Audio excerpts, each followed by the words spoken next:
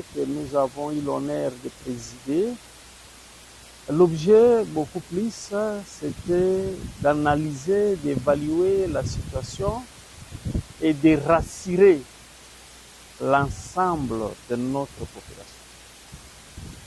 Que la situation est relativement calme, la situation est sous contrôle.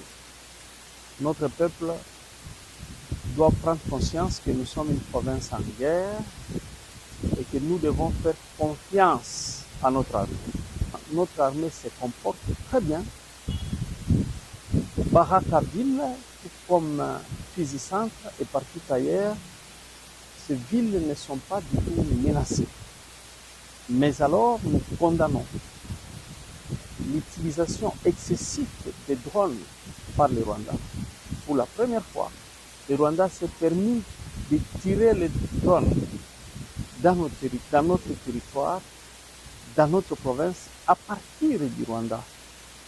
Et ces drones ont eu des conséquences néfastes parce que nous enregistrons beaucoup de morts parmi les civils, plus de 19 personnes. Ça, nous condamnons de la manière la plus catégorique.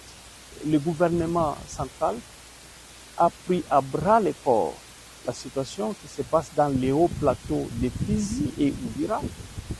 Et dans les jours à venir, vous allez voir, là, il y aura un renversement de la situation parce que pour le moment, l'armée fait tout pour contenir l'ennemi, pour que l'ennemi ne puisse pas aller en balade.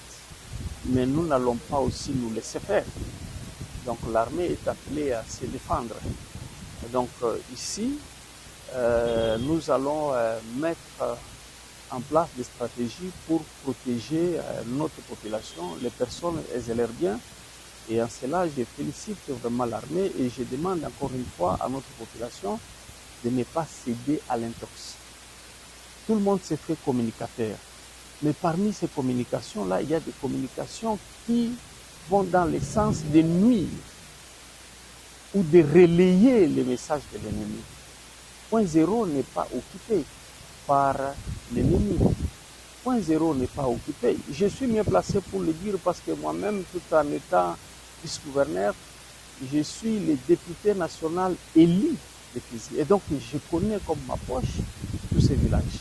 Donc, notre armée n'a pas fui. Notre armée est là et notre armée est déterminée. C'est l'occasion vraiment de remercier les militaires, les forces armées de la République démocratique